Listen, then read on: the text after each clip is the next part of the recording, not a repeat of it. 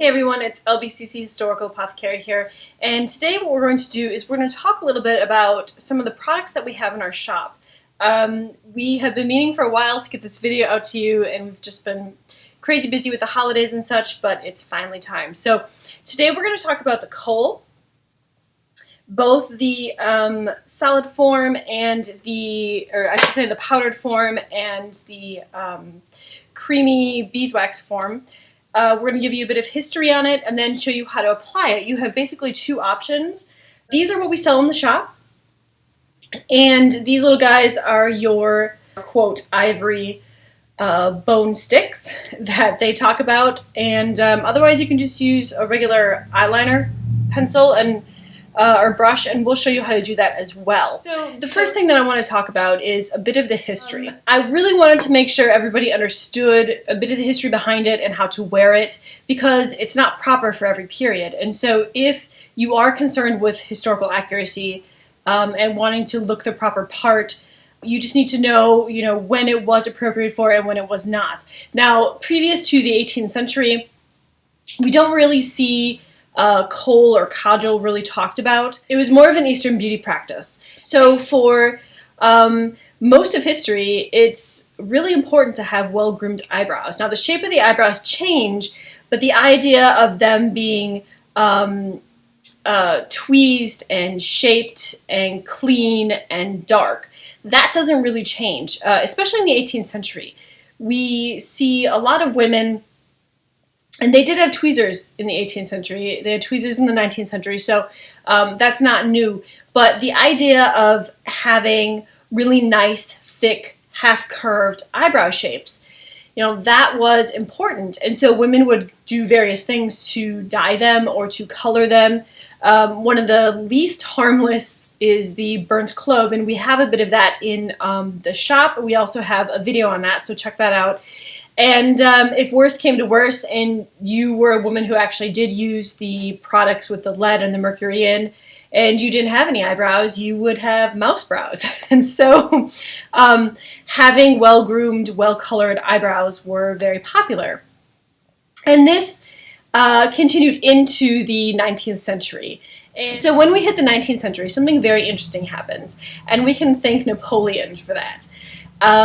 When Napoleon starts with his tours of Turkey and Egypt and everything that he did there, we start to see a idea of how different countries, different areas view beauty. So this became something that was really inspiring for the European women and even for some of the women in the colonies. Don't think that just because women were in the colonies that they were poor and they didn't care about fashion, and that's not true. A lot of the magazines went back and forth, and so the women who were particularly concerned about fashion and always looking their best with the latest fad, they had that opportunity to either make their own makeup or purchase their own makeup. So depending on your class status, which is something else that needs to be researched for you to determine how much is appropriate, or what types are appropriate. But the idea of being in fad or in fashion is highly desirable to all, and it still is today. So when Napoleon came back with all these new concepts of what they thought of beauty over in Turkey and Egypt, this whole idea of kajal around the eyes, or darkening the eyebrows, eyelashes, and actually putting the eyeliner on to get that, they would call it the whites of the eyes would turn blue. And so there was various ways of doing that, including mercury. And so we searched high and low for recipes that were not harmful and actually good for you to use. And so what we came up with was two different recipes. We have a recipe from 1810, and that's the girl with this label on. So this one, this 1810 one, is staining the eyes as practiced by the Arabian and Turkish women. This is the powdered one. And as you can see, without me tipping it over, it is very loose powder. And a lot of times the recipes would either say to take the powder put it on your ivory pin and carefully line the eyes with it, and they would go into specific instructions on how to do that. Otherwise, they said you could put a bit of water, a bit of flower water with it, and you could make a paste. And this recipe from 1834 is to blacken the eyelashes and the eyebrows. And this is what we call a salad kohl, and this is my favorite. As you can see, I use it quite a bit. So these are the two. Now you have two different options. You can always use your regular, mascara brushes and things like that. Otherwise, if you're interested in the historical counterpart, you can purchase those in our shop. And these are bone. They are not super sharp, but they will give you the ability to try to line your eyes just like they did historically, which is pretty awesome. Otherwise, you can use the brush. So I didn't put any eye stuff on because I wanted to do it with you guys. It's tricky, but it's actually really, really good for your eyes. And the activated charcoal that is in it will actually help clear the gunk out of your eyes. And this is a very historical concept. And when I talk about apothecary or cosmetic items being medicinal, this is a really great example. The women, the Turkish and Arabian women, were not just using this as a concept of beauty, but it was to help keep the sun and the glare off of their eyes. It was to help clean the eyes and protect the eyes. And when you look at the original sources, you see a lot of this being talked about how it's going to be really good for the eyes, it's going to clean out all the gunk in the eyes, it's going to make the eyes shine bright. And they would even talk about this with recipes dealing with mercury and stuff like that. A lot of the times, you would see this idea of not only turning your whites like blue or have like a purple tint to it, but also making your pupils larger. And that was considered, in the 19th century, it was a fad, and it was considered very romantic. And so you see people putting things like belladonna and stuff in their eyes, which belladonna has a lot of healing properties, but it is also very poisonous. So unless you actually know what you're doing with it, it's not very good to handle or very good to ingest in any sort of form. So what we're going to do next is we're going to start with the 1834 perfumed kohl. Now, I am going to try to talk you guys through this as I apply it. The first thing you're going to do is, if you look at your piece, you have around it, some of these have a couple more balls on the end, and then you have this side right here. This is the actual side you are going to use, okay? Now, the trick is to get it into the corner of your eye, like so, and then pull it across. And you need to pull it across without like scratching your eye or pushing too deep, but you want to push deep enough just to get a line. And so these are a little difficult, but once you get the hang of it, it's actually pretty simple. So I want to show you guys what I'm doing here. I am putting this in. And if you get too much on it and it gunks up, you're going to see it. It's going to gunk up. And you can always take a tissue and fix it because this is not waterproof. So those of you who are concerned about, health and good natural products, this is one of them. Products that tend to be waterproof, they have a lot of chemicals and stuff in to do that. So the mascara is not waterproof, but if you don't touch your eyes, it works really, really well. So, okay. So if you can see this, there is just a little bit on there. If you get too much, feel free to brush it off on the sides. You're going to want to put it in the corner of your eye, close your eyelid, and bring it out. So I'm going to show you. It's just a little bit on. Okay, it's not like what you normally think of mascara or eyeliner these days, where like it's pretty clumpy.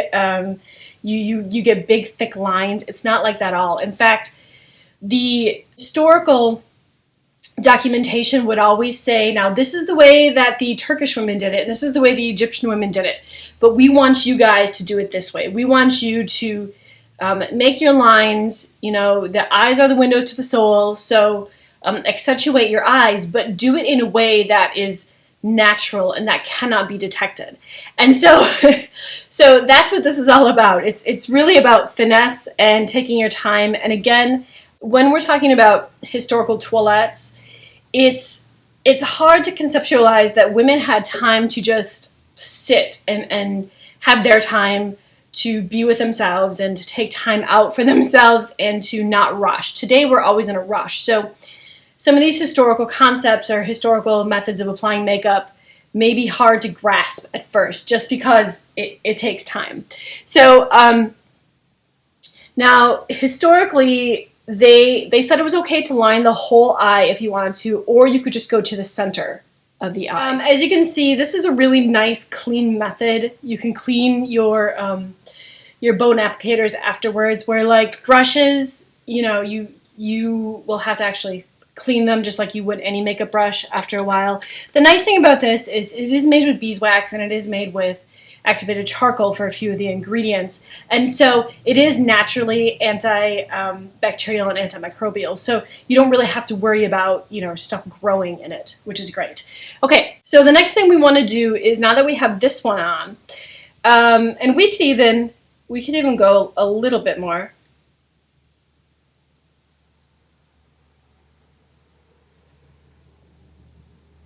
So this would be like the look for the Turkish robes and stuff that you see in like the late 18th century, early 19th century. So if you wanted to do this, you know, that would be fine too, but they would probably consider this a bit more on the posh, in a bad way, side, because you have quite a bit on. But that's okay, we're gonna do that for today. So if you want to darken your eyelashes, again, this is how you would do it with this brush. And it's okay to get a bit more on when you're doing it this way. And just like anyone, you can either pull it up or you can bring your eyelashes down on them. As a rule of thumb, don't do your bottom lashes. It's just not very historical. Be very, very careful with the amount that you apply if you want to do this in the historical manner. Anything in your bottom lashes, it just tends to smudge. The ladies historically just did not do much with their bottom lashes. It was more about caring for the lashes, trimming them, things like that. Don't put makeup on them. And then if you're really going for a historical look, you have to remember that eyeshadow was not a thing. You know, yes, ancient Egypt, they had eyeshadow, but really until the 1920s. Now, there was a fad for a few months in Paris in the 1890s, and it was like a bizarre, like blue or green that they made, but you know, I don't know how many women actually wore it. It was just a fad. So just remember that for most historical periods, you're not going to be putting on a lot of eyeshadow. 18th century, you know, I use my white face paint. Some French women would use their rouge on their upper eyelid just a little bit. So for the 18th century, those would be your two options. Otherwise, just leave it alone and try not to get any of the Kohl on your bottom lashes, because remember, it's not waterproof. So anytime it smudges, anytime you touch your eye, it would be noticeable. And when you look at the paintings and such, you don't see it on women, and they don't talk about it in the books. So, and this is why you have to be careful with the amount that you get on your eyelid. So it's pretty cool. You guys are always able to fix it, you know, if you need to. Sometimes if you were like en vogue, you would just drag it out just a little bit. So this is how it looks with the applicator right here. And now we're going to do the brush on the other side, and you can definitely see a difference. So it becomes very apparent that the applicator is the way to go for historical purposes. So for the brush, you just want to take a little bit, just like this, and then the excess comes off on the side. So rub the excess off on the side. So you're not actually putting tons on, but it's the same concept. So if this is the tip, you know, because your brushes are angled, use that angle. Stick the tip here and run it across.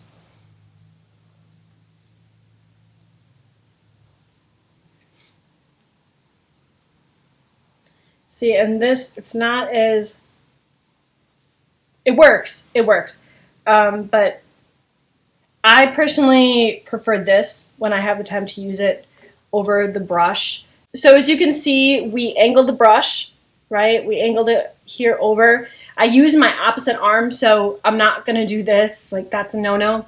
I'm gonna angle it this way. Same thing if you want to do your eyelashes. You're just gonna bring it down. Whereas the stick, if you're using the stick, you can actually use the stick to do your eyelashes, but if you're using the brush, bring the lashes down on the brush. So as you can see, when you look at it, it does turn your whites a little bit blue, has a little bit of blue in it. Also, when you start wearing this, you're going to notice that your whites will be brighter because it's going to clean out all that gunk. And so there's two ways to do it. This side we did with the awl, which I think personally is a little bit neater. This side we did with the brush. So hopefully that gives you a little bit of information. We're going to just show you, I'm going to show you how this is done on my arm. Then you can kind of see what the other two make. So what they do is they tell you, so if you're using powder like this, they tell you to wet the end of your pin, your ivory pin. They call it an ivory pin. Wet the end of your ivory pin and dip it in. So I'm going to wet it just a little bit. Dip it in. I'm going to try and do this backwards. So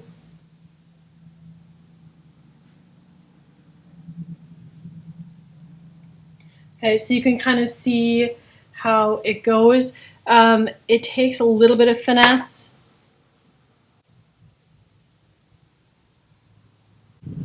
It takes a little bit of finesse, but once you learn to work with it, you will absolutely love it. You can always check out the reviews on our website, www.littleBits.etsy.com. Remember, it's 3 T's. And then you have the two options, the solid one, which is the historical label, and then the powdered one, which has the beautiful Regency Turkish woman on it. So if you have any questions, let me know. I'm happy to answer them. And speaking of eye care or mascara, we are actually working on this little guy. So this year, at some point, 2018, you should be seeing Cake Mascara coming out from LBCC Historical. This is an original, but I thought you guys may enjoy seeing it. We're going to talk more about this one as well. But today I just want to show you the application for the Kohls and talk a bit about the history. As long as you use them in a historical manner, you know, in the 18th century, we didn't really see it unless you were really in vogue in the very late 18th century and you were with that Turkish fashion. Then I think it's probably okay to do it. Otherwise, you know, don't do this for your eyes in the 18th century. 19th century, yes. Now, there's so many things happening in the 19th century, I just can't like lump it all together. But between 1800s, 1840s, definitely, you know, use them to darken your eyebrows, to put a little bit, a teeny tiny amount, if you wish, so that it's natural and it cannot be seen with the eye, you know, that it's undetectable. So feel free to do that. And then 1850s, 1860s, there are very few mentions, but be on the safe side, just don't use it. You know, 70s, 80s, and 90s, that would be like a very en vogue thing. As long as it's not seen, it's okay. But to be on the safe side, you know, unless you're like in Paris or something, don't use it to line. You can always, for any period, you know, use it for your lashes if you want. We even see like darkened lashes in drawings of fashionable women. Now, whether or not they're just drawing them that way, we don't know. If the women were smart and they wanted to use their lamp black, not just for their eyebrows, they could have definitely darkened their lashes. So I think that's probably about it for this one. We are going to be bringing you some more videos this year, and stop over at our website, www.littleBits.etsy.com. lebits.etsy.com, and have a great day.